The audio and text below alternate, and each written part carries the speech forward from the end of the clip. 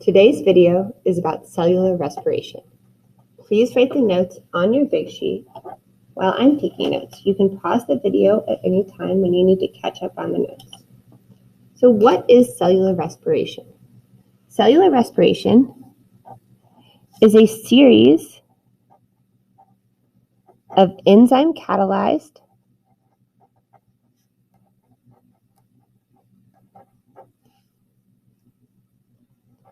reactions, and we're using this set of reactions that break down biological molecules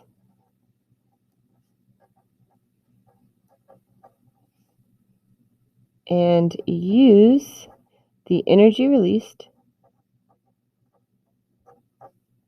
to make ATP.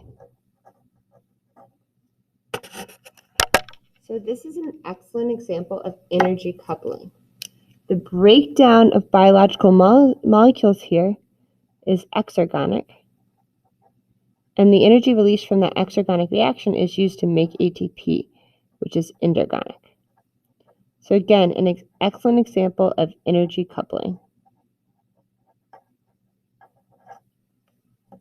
So there's a couple key terms you kind of need to know before we get started, and kind of key ideas from chemistry that I just wanted to review briefly. So if you open up your big sheet, we're going to write across the top of this big sheet. The first thing I want to review are redox reactions. You may or may not remember learning these in chemistry, but these are key for the process of cellular respiration. So redox means a reduction reaction and an oxidation reaction occurring in unison. How do you remember which is which? Okay. An oxidation reaction is one in which you have a loss of electrons or a loss of hydrogen, because hydrogen has electrons in it. To remember that, I remember oil. Oxidation is loss of electrons. In a reduction reaction, you gain electrons or you gain hydrogen. To remember that, I remember Rig. Reduction is gain of electrons. So oil Rig.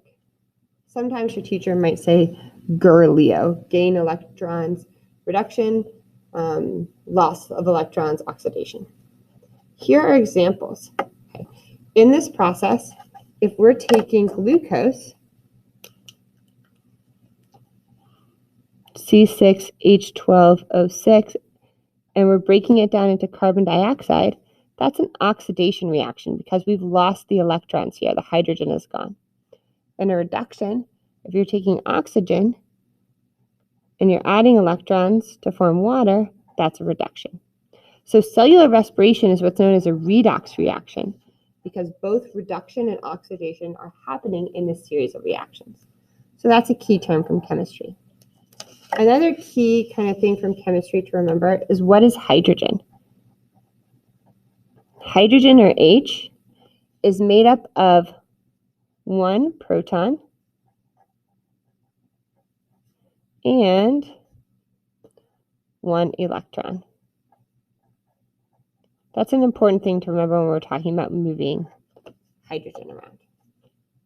The last thing I want to put at top is kind of the overall equation for cellular respiration. And we're going to talk about aerobic, meaning needing oxygen, cellular respiration.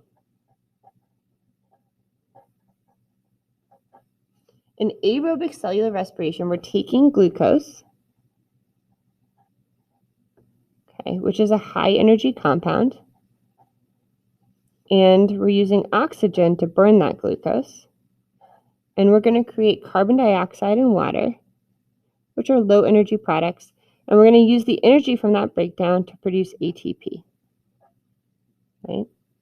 And one of the big byproducts of aerobic cellular respiration is heat, which is kind of a waste product. Right? So in this reaction, we're taking glucose, which is high energy, and we're converting it into carbon dioxide and water, which is low energy. So the energy released here in this catabolic reaction, this exergonic reaction, is going to be used to make ATP. So again, an example of energy coupling. There are 4 main steps in aerobic cellular respiration. In this video today, we'll look at 2 of the steps. But we're going to need to do some color coding because you know me, I love a good color coding. The first step I want to talk about is glycolysis. So we need to color code a couple different things. Okay? I'm going to make my carbon, anytime I'm talking about carbon,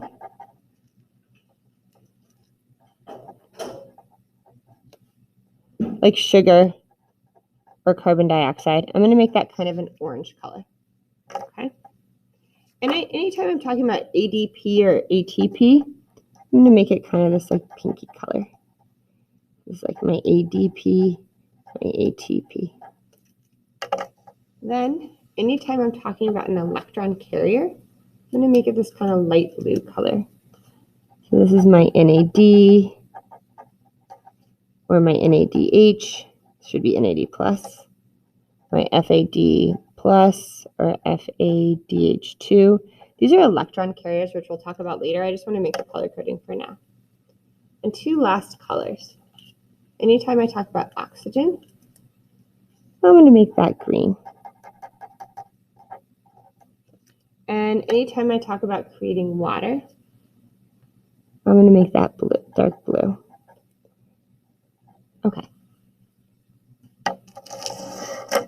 And then when I'm talking about kind of like the steps, what's happening, I'm going to put that in purple. So we're going to start with the first step of aerobic cellular respiration, and that's glycolysis right here. Okay.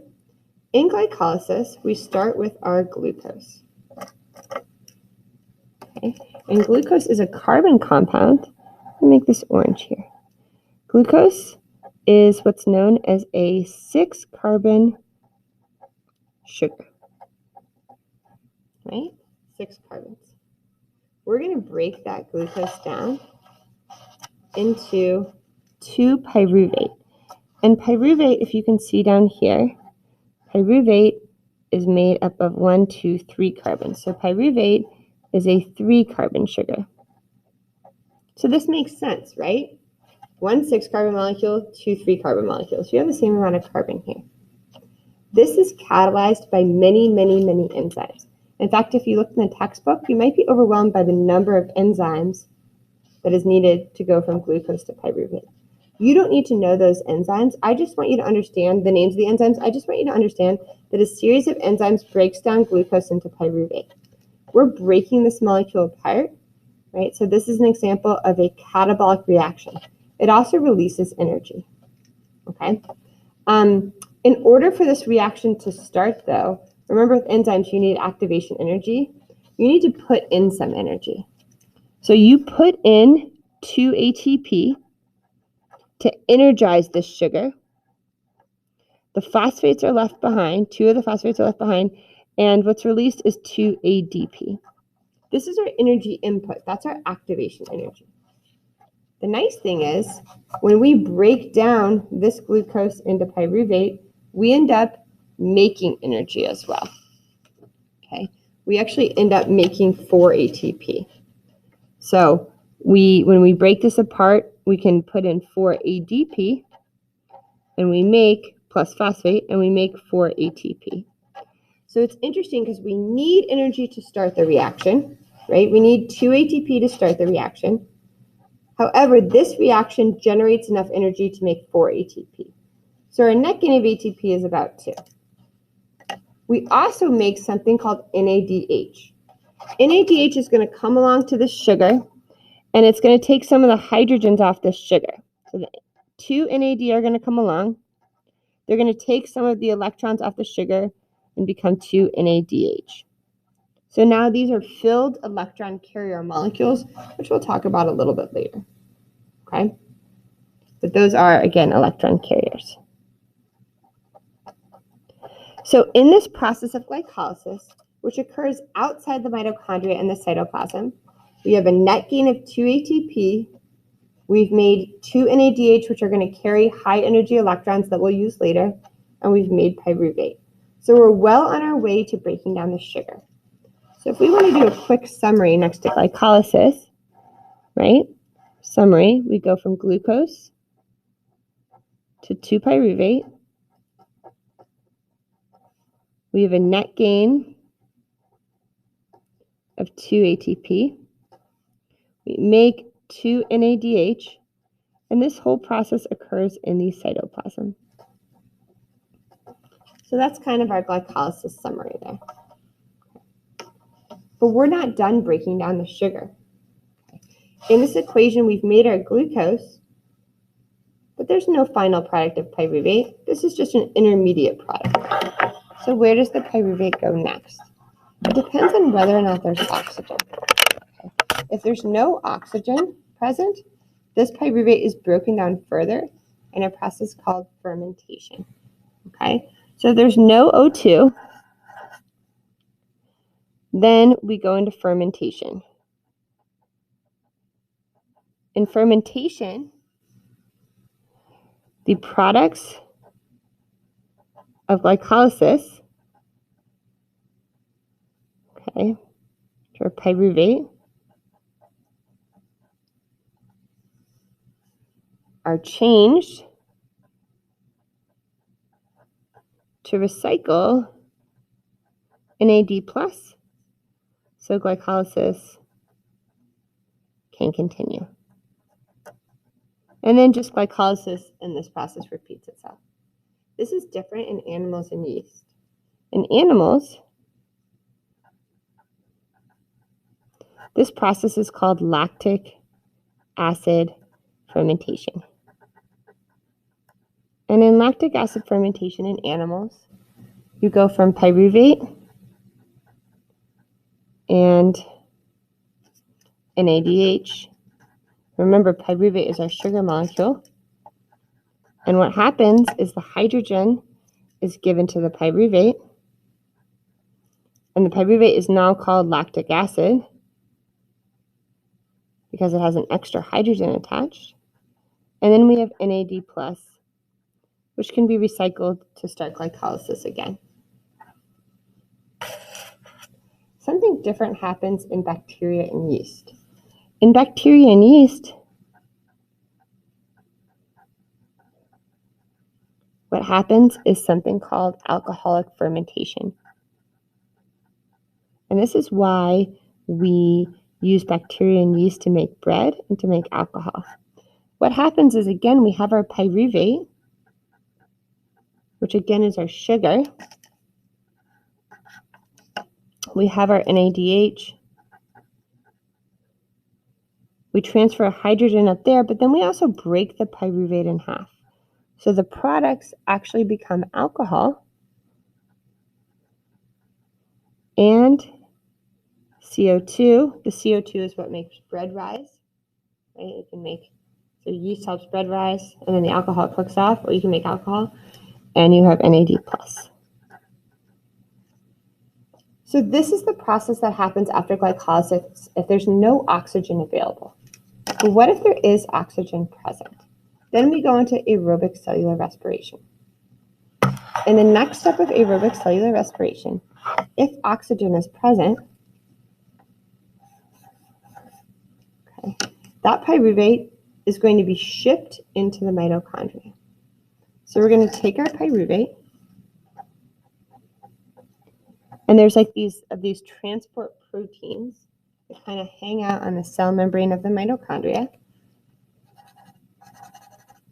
And that pyruvate is going to be shipped into the mitochondria. Once it's shipped into the mitochondria, remember our pyruvate here is a 3-carbon sugar. Pyruvate is going to be broken down into something called acetyl, which has 2 carbons. Pyruvate has 3 carbons, acetyl has 2 carbons. Okay. Because of that, a carbon has to be given off, and it's given off as a waste product, which is carbon dioxide. Whenever you lose a carbon, you also lose hydrogen. So we're also going to create NADH.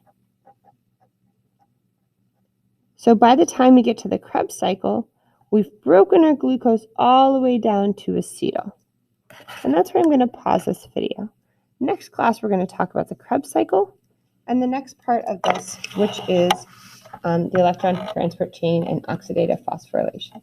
But this should get you through the first half of the big sheet. Thanks for watching.